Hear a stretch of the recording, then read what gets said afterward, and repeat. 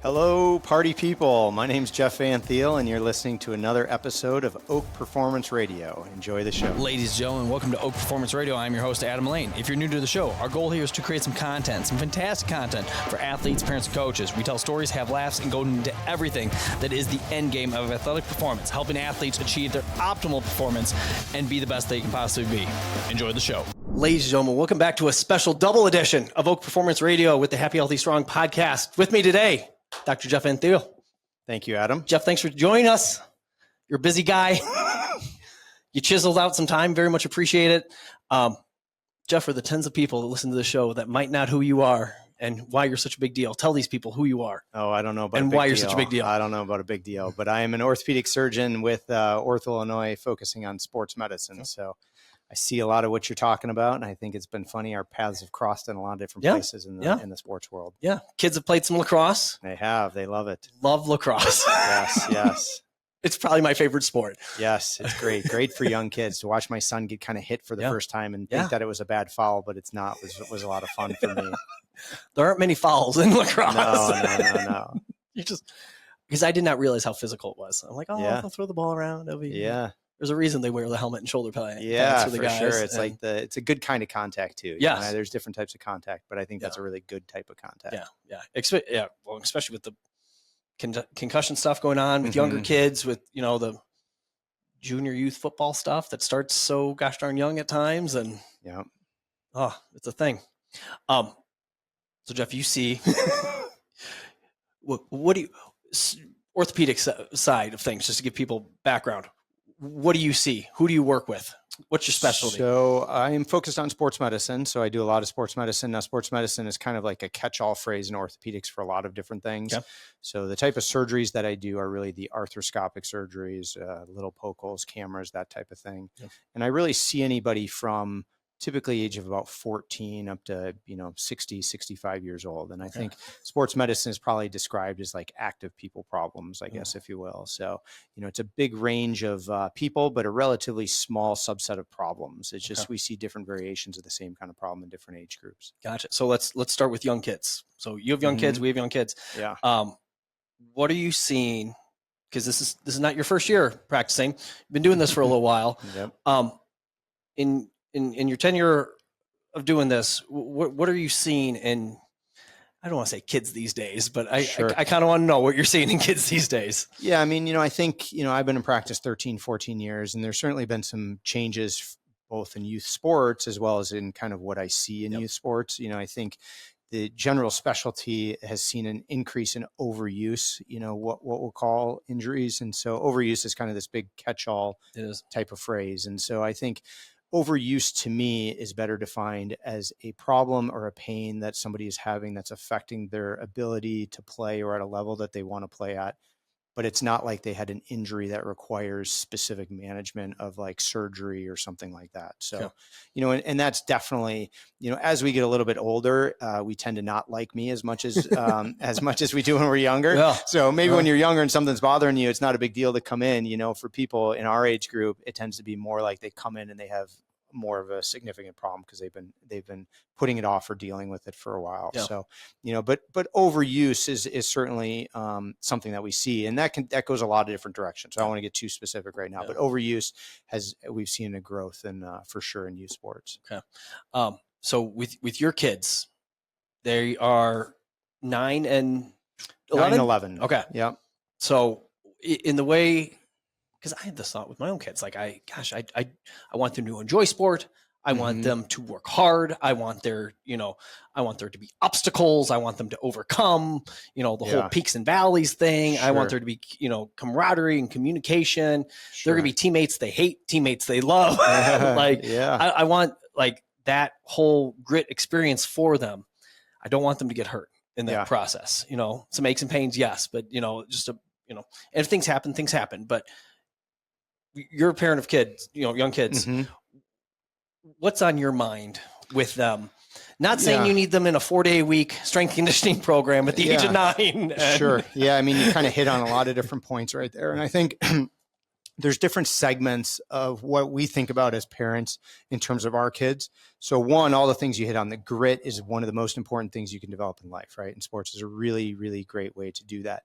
Two, we know that if you get kids involved in sports early on, they're going to have a better body perception going forward, and they're going to tend to be healthier, more physically active adults with better body compositions. We know that.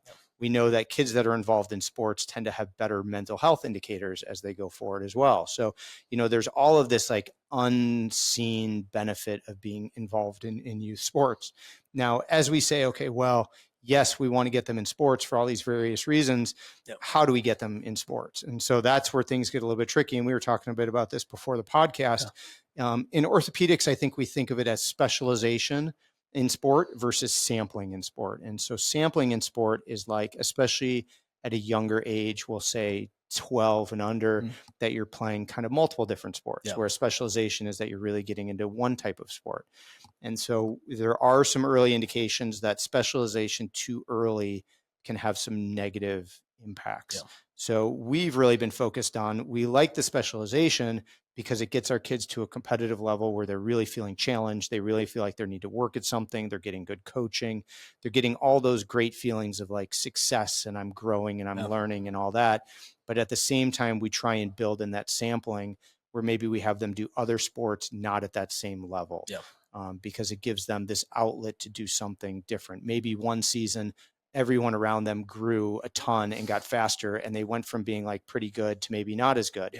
And that can really have a mental impact on them. But then maybe they go to this other sport where they don't do it as much. It's at a little bit of a lower level, and they feel a lot of success in that sport. So, I think personally, as our family, we've tried to encourage some specialization for those things, but we've also really been try to be really good at the sampling and getting them into other sports as well, because I think there's good mental health benefits to that. And then also we know that there's decreased injury rates. We'll probably get into this a little bit, but there's decreased injury rates in kids that sample different sports as opposed to being specialized in one specific sport. I think it's so. Reed's football team the last 2 years with Rockford Lutheran, it's a 6th, 7th, 8th grade team. Most of the 6th graders don't play. And if I was a parent of a 6th grader, I probably wouldn't want them to play either, because they're going against 8th graders, which some of them, I don't know this for sure, but I feel like some of them drove up to the game, and they have a better beard than I do. These some big kids here. But then it's funny to watch them stand on the sideline. You can see the difference between the 7th graders and the 8th graders, and it's about a head. It's about a head difference, and Reed's kind of not kind of. He's a late bloomer. He's 8th grade, almost 14 years old, and a solid 94 pounds. Like it's just there's not, not a whole lot of size in it. So, but it is funny how, again, late bloomers, puberty hits at different times and whatnot. And, there was a study of Canadian hockey guys in the NHL, and I forget what percent it is, but it's like an extremely high percent of Canadian NHL players were born in the first quarter of the year. And how they backtracked it was, well, hey, if you were born in January, February, or March, and you got on your club team at the age of 4, or whenever Canada starts at 5, you were, the difference between if you were born in January to if you were born in November, that's a lot of development on a 4 or 5-year-old, 20% more developed, at that point. Well, so those older kids get on the better team. They get the better coaching that year. They improve more that year. Well, now the following year, same thing happens, better coaching, they improve more. So like just from the get-go, they kind of get this head start.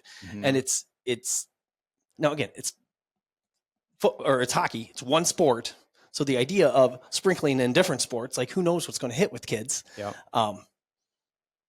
I don't know where I was going with that outside of I think sprinkle piece. I think you're, to some degree referring to, there's a book called Outliers that talks about, where they kind of go through that a bit. And it's real. Who's that by? Is that Gladwell too? It is. Yeah. Okay.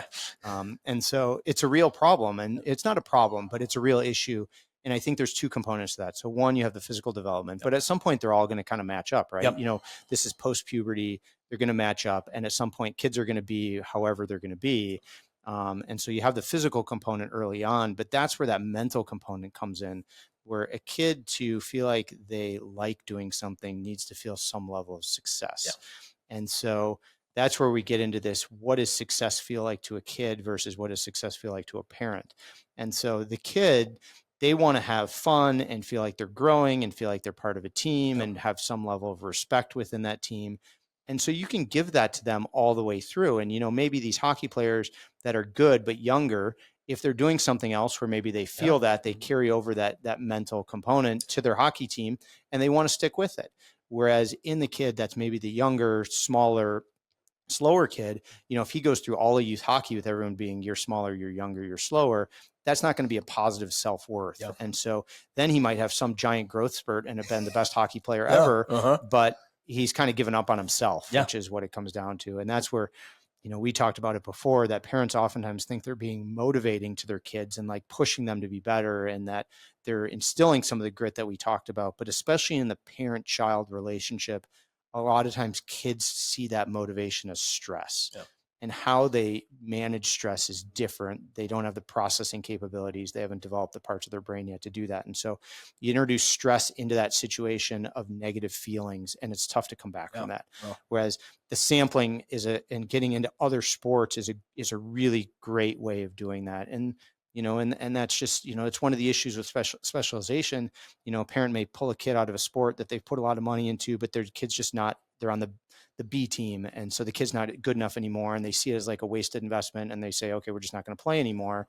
But in reality is, you just got to stick with it a little bit. You got to focus on the right things, not the wrong things. And I think it's hard for parents. Heather and I are a little battle right now with Quinn, because we're going into wrestling season, and I don't want to wrestle. I want to play basketball. I'm like, buddy, you've never played basketball in your life. I'm not against it or anything like that, but like the child doesn't even know the rules of this. Like we play knockout, lightning in the driveway. But if we called travel, there'd be a whistle every 6 seconds. Sure. And so we're trying to figure out, like, is this, and part of his issue too is that Reed got sick. They thought he had mono during last year's wrestling season.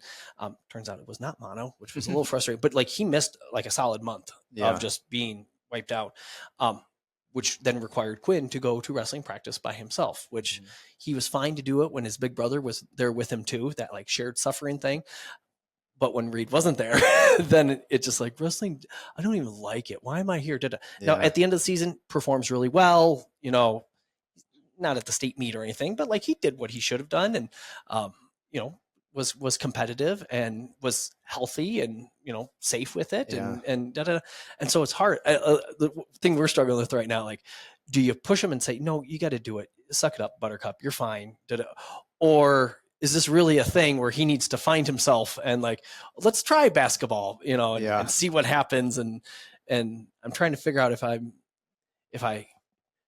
hey, we're going to develop some grit in you and we're going to be tough, or I don't know. But he also likes control because he's 10. Right. Yeah, for sure. I mean, I think you hit the nail on the head. That's probably the most difficult thing as a parent to determine, because if you look at like the components of burnout, let's say, burnout has really kind of 3 components to it. One is you're starting to get fatigue longer than what you should in terms of recovery. 2 is that the kid is stopping progression in terms of how they're doing. And then 3, they're starting to have negative feelings about it outside of doing it. They don't want to go to practice. They don't want to do these things. Now, some of those components of burnout, not wanting to do those things, are very similar to kids just don't want to do things sometimes, right? And so you got to build the grit in, right? So I don't know that anyone has the answer to it, but we've gone through the same thing with our kids. When do you force them to continue doing something because they can't just quit something because it's hard or they don't like it for a little period of time, versus when do they not really like it because they don't really like it, And so I don't know. That's a real, both of our kids, that's been really tricky to find that sweet spot, because you don't want to have a bunch of kids that just, they decide they don't want to do something or they don't want to go to practice and they don't have to go because you don't want to be in a situation that's hard for them. That's not for sure not the right answer. But you also don't want to be in a situation where you're like forcing them to do something that they don't want to do. And I don't know where you find that happy medium, but it's hard. Well, and it's funny because he'll, because mom she's the listener, so he'll this is dumb. I don't want to do this. Doesn't complain to me. So it's funny where like, are you just, who's driving the boat here? Yeah. My daughter says, Dad, you just don't get me. Mom gets me. Dad, you just don't get me. And I'm like, just be quiet and just do whatever it is you need to do. Yeah. Gosh. I'll report back. I'll let you know how it goes. Okay. We're having a little family meeting tonight to figure this out. Yeah, good luck with that. Basketball's supposed to start tomorrow. I know. Oh boy, this is. Yeah, I mean, it's a funny thing. My kid's too funny. It's funny you mentioned basketball because my daughter has never played basketball before in her entire life, and she's in 6th grade, and she wants to play basketball this year on the team. And that my son also wants to play basketball, and he may have played a little bit of basketball, but we didn't think that was his thing. But like every night they're out in the driveway shooting baskets and like practicing right now. And it's like the coolest thing to see. Yeah. They're like, we want to do this. We're going to go practice at it. But at the same time, you have all these other, you're like, you only have so much time in life, right? Yeah. You can't let them do everything, you know, and how do you let them choose and guide them through the right choices for the right reasons and all that. So it's funny. It's not easy. It is not easy. I want to transition to adulting here. We're about the same age, young, good-looking guys. Yes, vibrant. And vibrant. Yes. However, we were complaining before we hit the record that a little tight shoulders, a little not as great. Sitting, driving, my knees are in the middle of Squattober here. So we're okay, but just it's not. I don't skip out of bed in the morning. Sure. In the way of as people get older, our age, older, and you're a nice guy, but say people don't want to see you. They don't want they want to avoid that anything under the sun, the knee replacement, the hip replacement,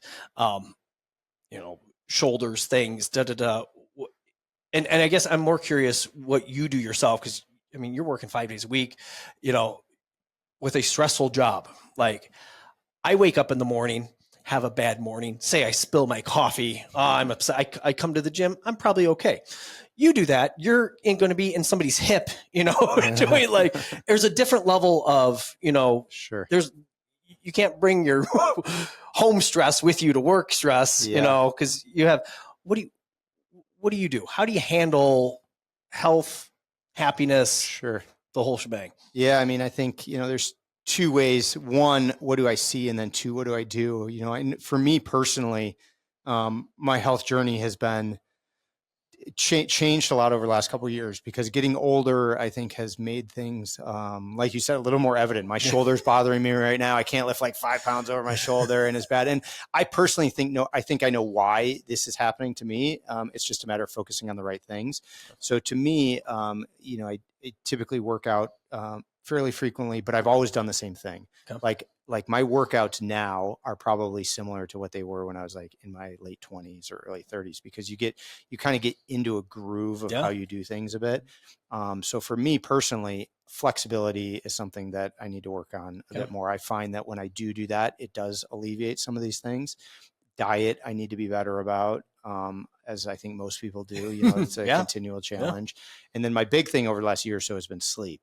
I used to wear it as a badge of honor how little sleep I could get and how functional I could be. That's the doctor thing right there. It is a little bit. You're up all night and you can still function the next day. But I've realized my recovery, my mental health outlook, my physical, how I'm feeling physically is so impacted by the amount of sleep and the quality of sleep that I get. So, those have really been kind of my biggest things. I do think that there is something to, we see a lot of fads that come in terms of diet fads, in terms of exercise, in terms of lifestyle, a lot of things kind of come and go. And it's not that I think there's any one right answer to any of that, but I do think the body does respond well to dramatic change. So, it's like a cold plunge. If you've never done a cold plunge before, like, do I really think like a cold plunge done for the rest of your life is going to be the only thing that's going to make you healthier? No, but I do think the shock to the system of that provides some significant health benefits for sure. Yeah. And the same thing with like dietary changes. My wife, we took my daughter off gluten years and years ago, probably 8 or 9 years ago, and saw a big change in some of her health stuff. Oh, wow. Took it up early.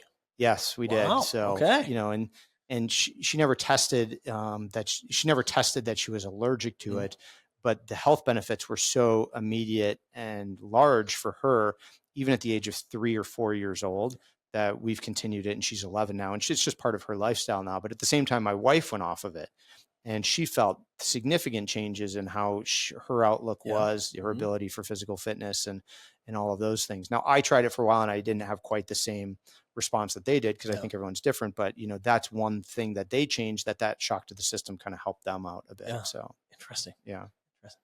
These are not exciting things you're talking about. No. Taking out wheat out of people, and then getting more sleep. Right. How do you? So there's stress in your world. Wife, kids, job. Yeah. How do you balance the stress in your world, so when you hit the pillow, you're able to fall asleep? Yeah, I mean, that's a tricky one. I'm a big believer in trying to cut down screen time. I think that's a really big one. I think it's pretty common for people to kind of scroll at night when they're going to sleep. Yeah. That's a big one. Adults, kids. Oh, everybody. Yeah. I mean, it's interesting. My daughter, who's in 6th grade, she does not have a phone. We don't do screens or anything like that. And she's in a group of friends that kind of are the same way. And they've, where she previously had some, was in a situation where maybe more people had that, and they were kind of like asking about it and segmenting. And I find that she's a lot more balanced at night right now, having, come off of that stuff. She's sometimes had a hard time sleeping. So I think screens are really big. It was funny. We were in a group of friends, and this is about a year ago, and everybody was just open about it. And we went into their screen times in their phone. And nobody knew it was going to happen, just sitting around. And we're said, put your phones on the table. We're going to pull up everyone's screen time. And it's mind boggling. Yeah. It's really mind boggling. The amount of people that were over 7 hours a day is like, I mean, and you think you're like, there's no way that I'm 7 hours, a day, but it's, so screens, I think, are really big. I think physical activity, I think getting to a certain level of strenuous physical activity, I think is important. So, nothing against some of the lower impact, lower heart rate stuff. I think that's good. And it's, it's certainly better than nothing, but I think getting to a certain level of vigor in a workout has some benefits that you don't get at those lower levels that, I found increasing some of that even for shorter periods of time. So like my workouts, because my days get condensed with everything, have gotten shorter, but maybe a little bit more intense. And, I try and marry family time and workout time now. So, there you go. It's, I'm unfortunately not the person that gets to go to the gym for an hour, a couple of days a week and kind of does that. So now usually half of my workout is like with the kids. Like I'll go for a run, they'll ride their bike with me. We'll do something kind of active together. And then it's about 20 minutes of something relatively vigorous. There we go. So you're more of a PM worker outer after. Well, we do. Yes. For that standpoint, so I plan it. I also combine family time with my wife. So she's a very early morning person. So, I will go back and forth between like getting up,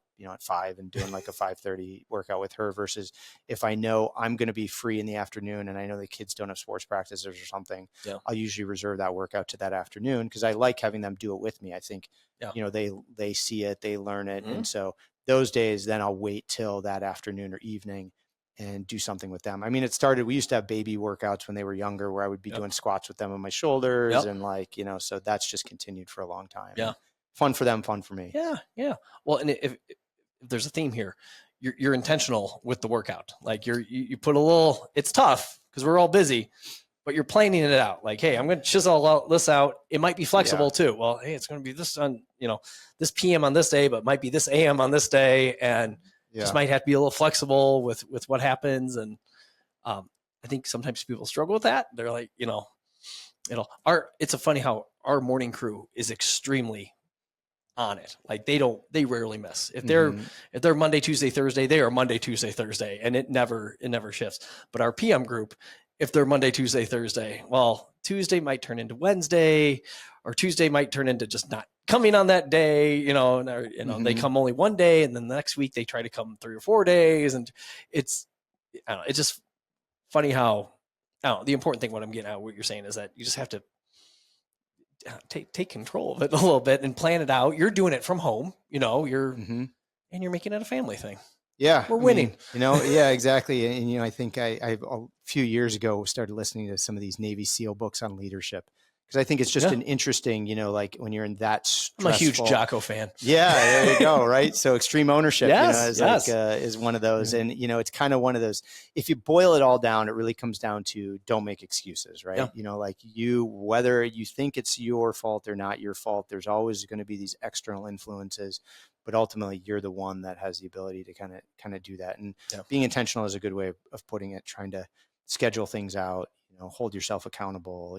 I think doing it with someone else holds you accountable. Yeah. There's plenty of mornings I don't want to get up at 5 a.m. and work out. My wife will probably say that's been a little bit more frequent recently, but that's why she's much better about it than I am all the time. But when you have like a partner in some of that, it's that accountability that's really important. So for someone that's looking to start a health journey, that's starting to look for a physical journey, and I see it in my patients too, when you do it with somebody or with a group or with something where there's the accountability, it's like your morning group here. They know that even if they're not like the best of friends with everyone there, everyone recognizes each other, they all kind of know the name, that if they don't go, and then the next time they come back, so-and-so is going to be like, hey, we didn't see you, whatever. And so there's that accountability that's there. They probably go more than if they were just to be here by themselves every single time that they were here. Yeah. So I think that's a helpful way of motivating you to kind of push forward. Yeah. Yeah. I'm going to jump off topic and then bring it back.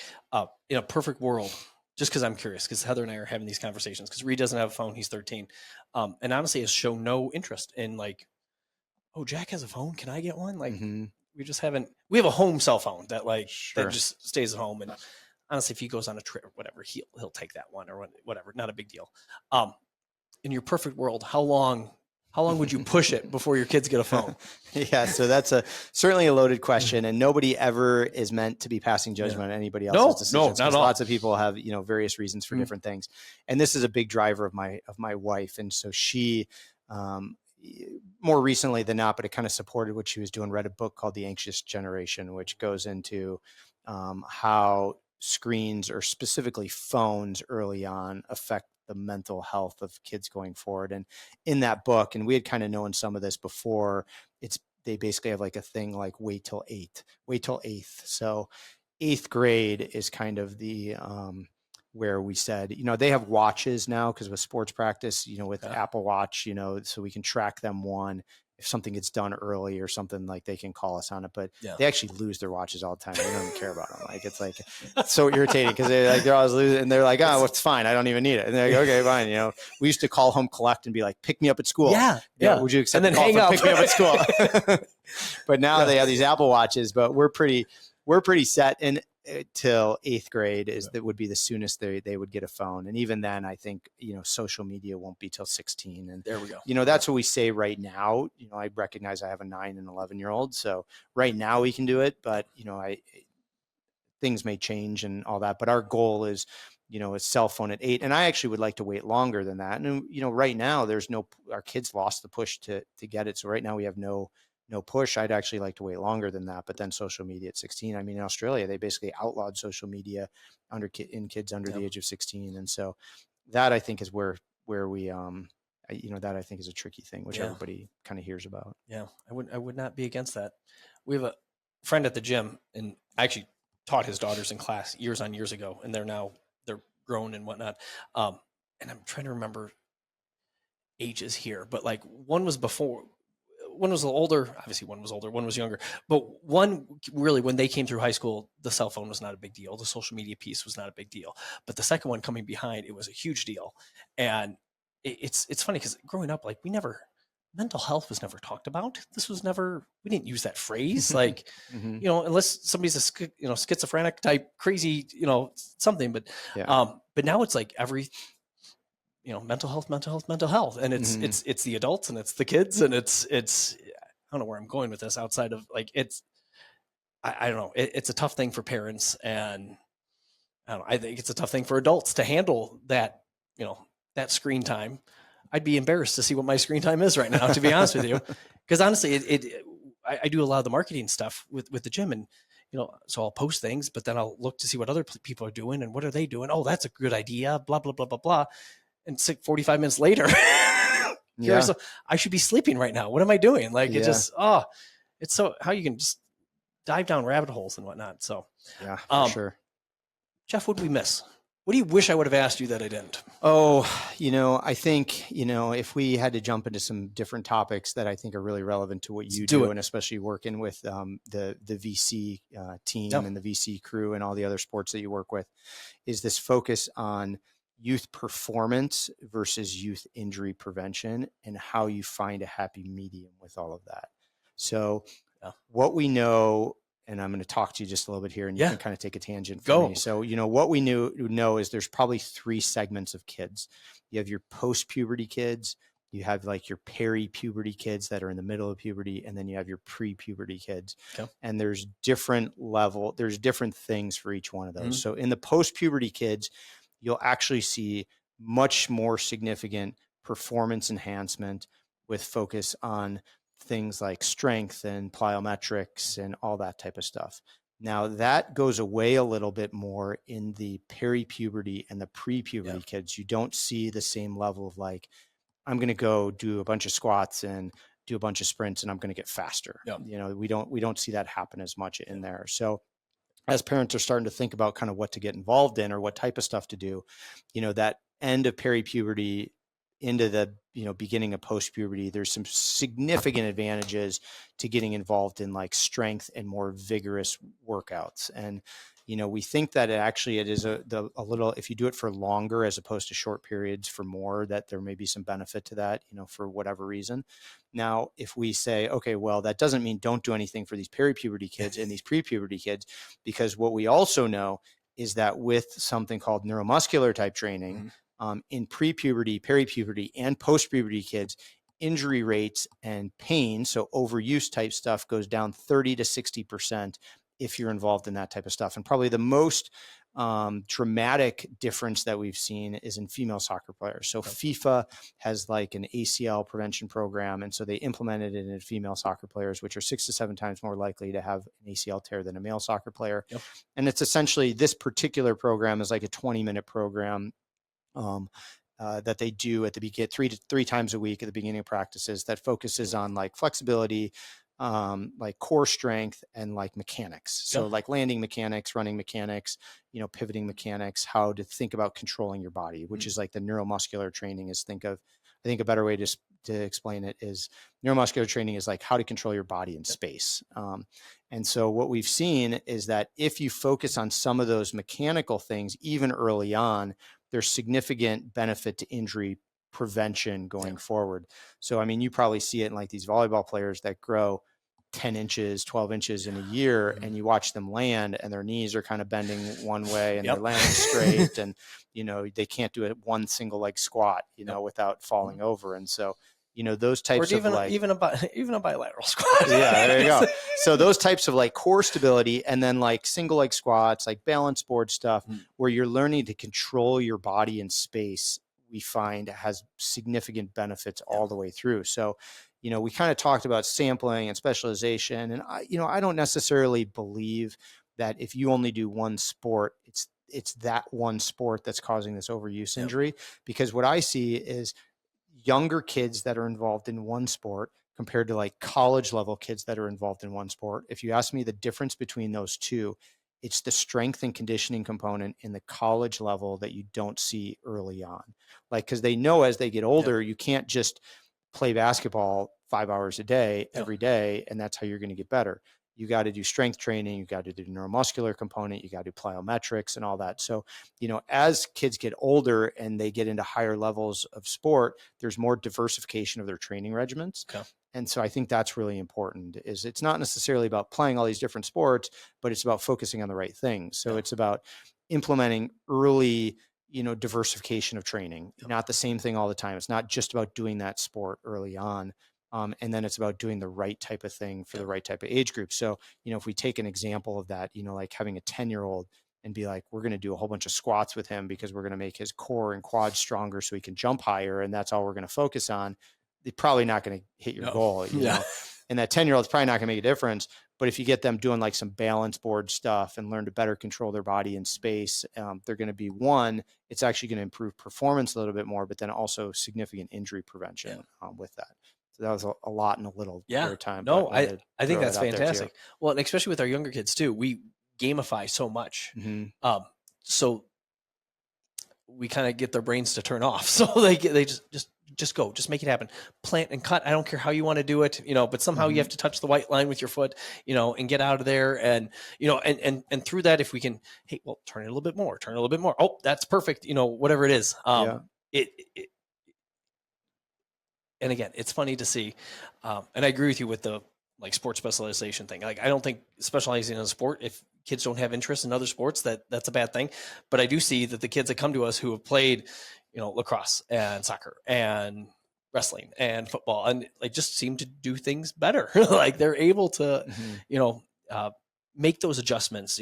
They have that body control that some other kids might not. But then, of course, puberty can hit and mess up everything, and change everything in a hurry. And what's interesting is, so this is not definitive, but I will say that there's been a study or two that would suggest that sports specialization only matters in a very few select sports, mainly gymnastics and figure skating, in terms of the eventual level of competition that you get to, meaning that they haven't seen in a lot of team sports early specialization affects the end result of what that person gets to in terms of like how they are going forward. So for whatever that's worth for parents, 2% of kids that play high level sports are going to end up with some degree of a college scholarship, and the much smaller percentage even going on beyond that.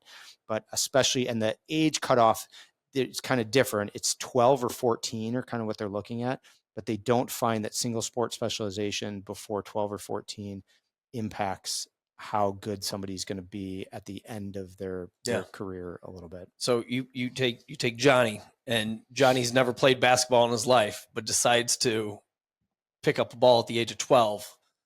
He'll be, if this is what he was kind of wired up to do, play at a high level, he's got the height for it, whatever it is. Yeah, he's going to be fine. Versus also Johnny, if you started him with a basketball in his hand at the age of 4. And develop him up. Doesn't matter when he crosses that sport. That's correct. Okay. There's just so many other components to it.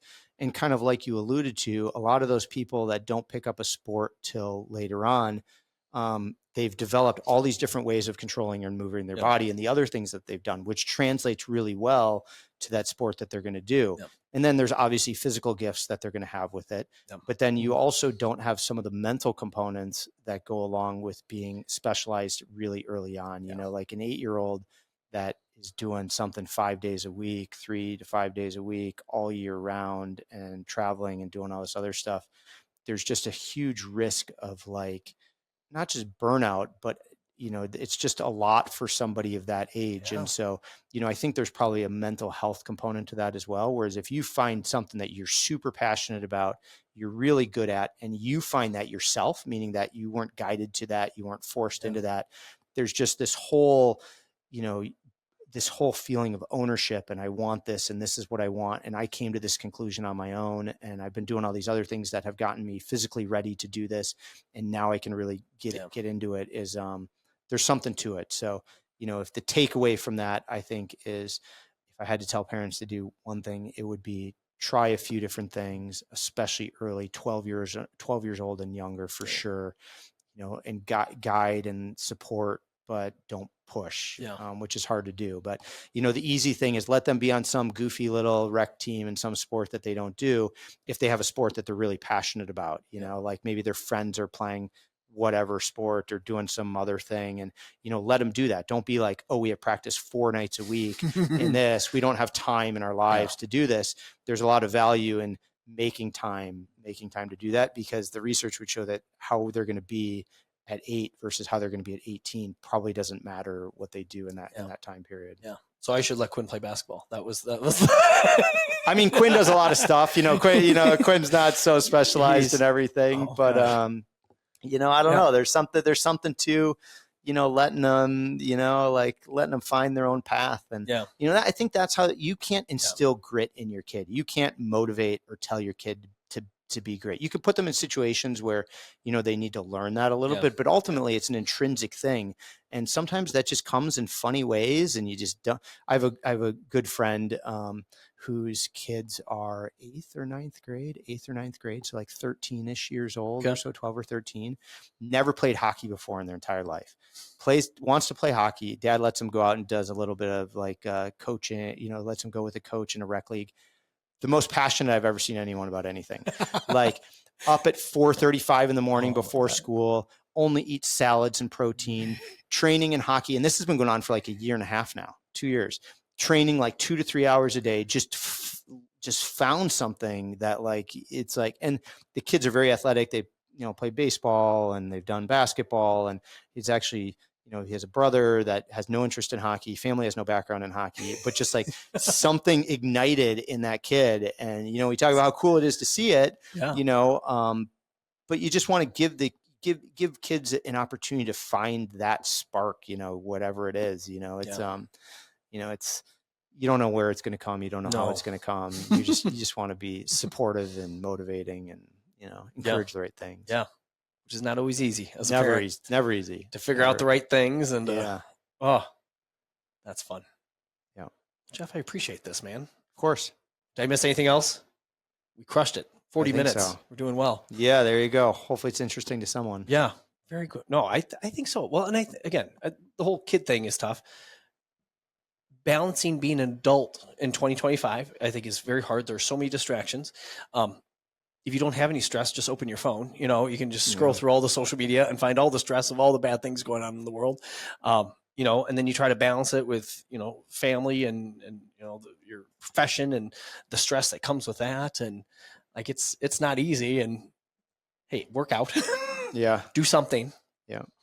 If you can integrate other people with you, even better in which to get good sleep. That's not a pill that sells right there. It's so not sexy to say, but man, so gosh darn important. Yeah. But yeah, you're right. If you can hit down those, I think we were talking about this before, the Venmo guy who wants to live forever, sleep is his thing. Yeah. Like, do you track your sleep? I do kind of. I have a mattress thing that tracks it. What do you use? What's your to track it? Yeah. So Sleep Number is what we do to track it. I have another friend that I work with that's really into it, and he does there's a mattress pad. It's like 8 or something like that. 8 Sleep. He does a ring, and he's really into it. So, I find that I don't know that it impacts how I look at it, like my HRV and everything else. Some days I feel well rested and I didn't do very well on other days. So I try and do the right things, because you kind of know what to do. Yeah. And then, based on how I feel. Yeah. But nobody's alone. Everyone goes through the challenges of all the stuff that you just started talking about. And, I think it's very easy to feel like you're on an island sometimes, but it's crazy. But yeah, the sleep thing is big. I've got to be better about the diet, and then just trying to find my time for physical fitness is big. Yeah. It's not easy. No, it never. It's every week.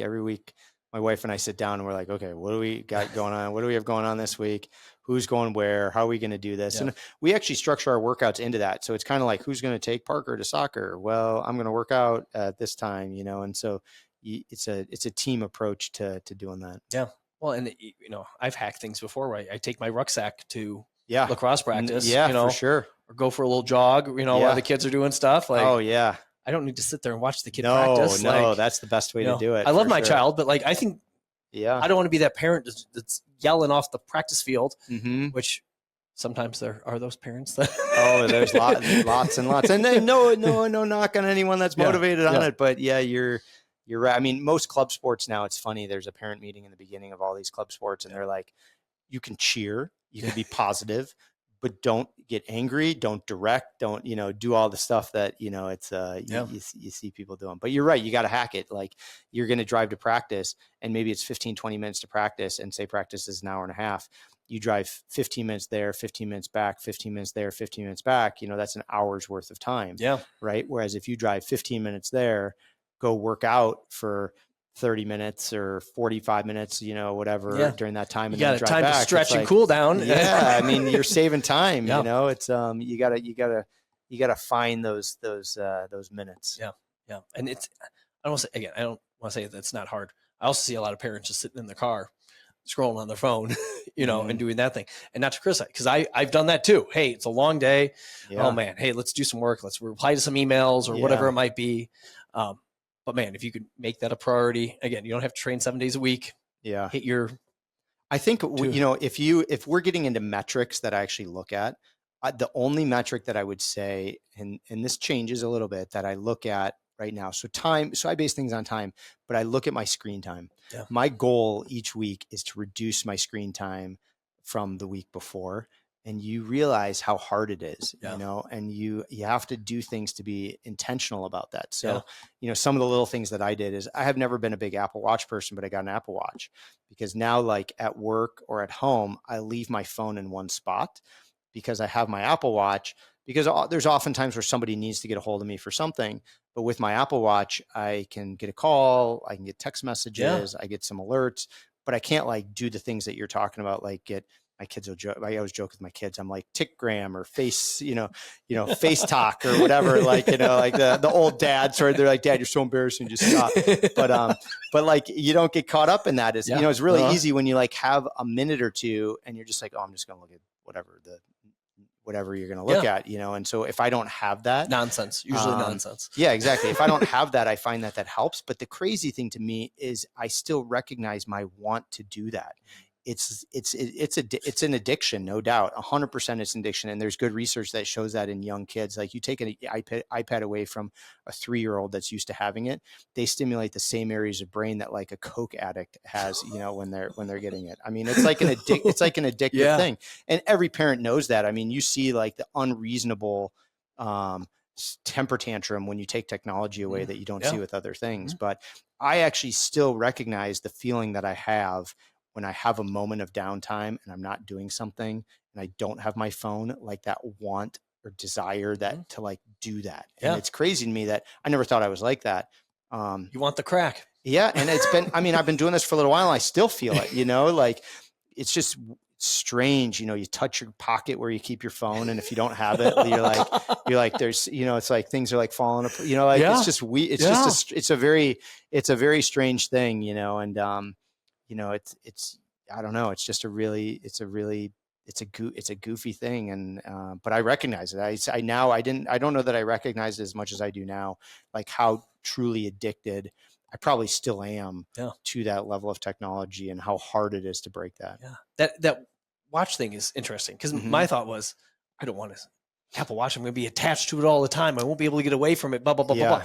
But I'm not scrolling on Instagram, you know, with it. Yeah. And often it's right there, you know, I'll have my phone within hand. It's just in case my wife needs to get a hold of me, or, you know, something changes after school. Quinn got sick at school. I got to go pick him up. Blah, blah, blah, blah, blah. Like, I like that. What's that a lot. What's funny is you'll see like people's mental and brain activity to, you know, a lot of the research was done with like opening an email or text message that they get like, or if, you know, some message directly to them, there's like a good feeling, a little good feeling. There's a little endorphin rush that comes with that. And so I think it kind of starts there, right? So like, let's say you're like, I'm going to put my phone over here. How many times are you touching the screen to see if there's a message that came through that you didn't hear or didn't come through? And then all of a sudden, once you open that door, then you're into it, right? You know, you take your phone out of your pocket, you look at it to see if there's a message. Oh, I didn't have a message. I don't have that endorphin rush from having a message, because someone sends you a message, you get an endorphin rush. You're like, maybe I want to get that endorphin rush. Maybe I'm going to check my, I don't know, whatever, Messenger, Facebook Messenger app, or I'm going to check my email, or nope, didn't get that there. And then it's like this thing where you're constantly like searching for that, that validation or that little endorphin rush. And so I find that if I have a watch on, I know I'm going to get something. I don't have to check my phone to see if I missed something. And I can go long periods of time now. I can go full days without it, without touching the phone. How close does the phone have to be to the watch? Well, so I got the cellular Apple Watch. Okay, gotcha. So like I could actually leave my phone at home and I would still get text messages and phone calls. Okay. And so I worked into that. So I had the one that just connected to like Wi-Fi or my phone to it. And that's when I recognized like, hey, I can even do better. Like I can be at a sports practice and I can leave my phone in the car and just have my watch, and I could just be present and not have to have my watch or my phone with me when they're like off doing something that I don't care about. I'm not randomly looking at stuff. So now with the cellular one, I can, I'm not worried about it. I can go anywhere with it. And it's for anyone that's trying to do it, because I tried to decrease my screen time for a long time, and I couldn't do it. And everybody does it, because I've seen it happen. We have the friends where we put the phone down, we look at the screen time. Everyone justifies like their screen time. Oh, I needed to, call this, or I was listening to music, or my kids were watching my phone, TV on my phone, or I need to check my email for work or whatever. I mean, there's always a justification or a reason for it, know, and, I think some of that's valid. I think some of that's, probably not valid. I think some of that's an excuse. And so, I think you're probably okay emailing, 3 times a day, it's like, the world will be okay. It will be okay. Right. And so you don't need to be responding to emails every 5 minutes. But that, for me, I found I had a really hard time doing it on my own, knowing that I was trying to do it. I did not have the willpower to do it. And so then I tried to implement these other things that helped me do it. And I'm still not great, but I'm better. I'm for sure better. Yeah. That watch hack is, I like that. Yeah. That was working in the opposite way that my mind thought, but yeah. And we get into the wait till 8, wait till 8th grade for a phone. And it's really hard to like tell your kids that if you're not leading by example. Right. Yeah. So like, you're getting ready for dinner and you're looking at your phone for no reason to do anything, and your kids are there with you and they see you looking at your phone, and then they're like, I want a phone. And you're like, no, you can't have a phone for another couple of years. Like there's this like disconnect, right? You gotta look how mature I am right now. Right. No, and you're like, stop, no, you can't have a phone, and you're like looking down at your phone, and you're bad like, for you, kid. And they're like, well, what are you doing? And you're like, I'm doing something important. And it's like, some reel or something of some, I don't know, cat jumping off a dock or whatever it is. I don't know. But, and so like, but that happens all the time, and so I think there's a lead by example component to it. And so, especially in the summer, when I found that, on weekends when I'm maybe, you're doing more active stuff with the kids, they're out of school, they don't have as much stuff, that I found that I would be on my phone sometimes when I'm with them, like when I should be with them. And so, now if I just do the watch all day, I'm with them and they don't see me doing that. And, it's a lot easier to say, you can't have a phone if they don't see you using your phone. Yeah. Personal opinions, Geoff, that's fantastic. That is really good. That's really good. My wife's probably gonna listen to this and she's gonna be like, "You're so full of crap. You don't do any of that. That's none of it." But, Okay, that's easy. That is easy. No, I think that's a perfect place to wrap up there, dude. We went much longer than I thought we were going to. This was great. Sure, I appreciate you taking the time. I know you're a busy guy. People want to follow you and see what you're doing. I know you have a website. I do. Van Thiel MD is my website. We do have some Facebook and Instagram feeds. Speaking of that, get rid of that watch. Go back to your phone. Yeah. So along with my social media approach, I don't have a lot of interaction on those, but we do try and put some blog stuff up and, through our website. Yeah. And I'm always happy to hear from people. So, website's probably the main place to look for some information. Gotcha. What are the socials? I don't. So that's that's where I'll go look. We're gonna have to put those up. We're gonna have to do like an edit and clip in on those because I gotta look them up. I gotta talk to my marketing people about it. So there we go. But but a lot of good educational stuff on the website. Talking everything orthopedic. Yeah, most things, within the sports medicine realm, I think we're trying to get, we're going to be getting into some deeper information on some of those kind of more non-traditional stuff. So I see so many people with pains that I can't explain and that maybe I can't treat with traditional medications and injections and surgery and that type of thing. But yet people are having an issue that they're experiencing. So I think there's a lot to like diet, nutrition. We're starting to jump into a little bit of the peptide stuff to some degree, which is really crazy, in terms of the depth of information. But, there's some wellness stuff that we're going to be starting to take a tack down. So, you can log on and take a look to see what we put together. Gotcha. Is it a little bit more proactive versus reactive with it? In terms of you're talking about how so? In the way of, I don't know, part of my mind goes to the peptide piece. Yes. It's, so I think there's a lot of peptide stuff that's out there. And so I can't keep up. I don't know if you've sorted it out. No, I mean, it's really nutty. And what kind of crystallized that to me is there's a guy called Huberman Lab. You probably know him. He does a peptide episode, and he lost me 75% of the way through. And I was really trying to engage in it and really trying to understand it. And this makes me feel better because he loses me in most podcasts. And I'm they're talking about BPC 27, and then they go to this and that, and you got to do this and that. I mean, it was just it's a lot. Yeah. I think there's something to it. Where I see it in surgery, especially people that are really into it, they want to inject it into the surgical site because there's some evidence that peptides within the tissue and it enhances recovery. I don't agree with. Not that I don't agree with, but I don't encourage that at this point because I think there's just too much downside to that. But I think there's something to it. I just don't know where it's at. I mean, most of it's injectable.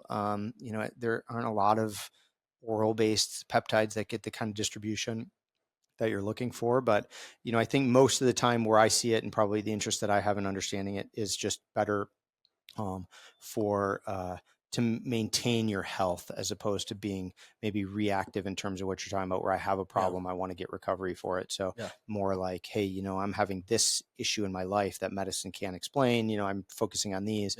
Here's another component of something that I can add in a problem area that I have. There we go. Awesome. So guys, check out the website. Yeah. Sorry, one more time. What was it? Van Thiel, VanThielMD.com. Yeah. Awesome. Geoff, thanks for taking the time, sir. I appreciate it. Yeah, super fun. Listeners, thanks for listening. We'll catch you on the next one. Ladies and gentlemen, thanks again for listening to another episode of Oak Performance Radio. Don't forget to check us out on the social at Oak Performance and online at www.oakstrength.com/Oak Performance. Thanks for listening, and we'll catch you next time.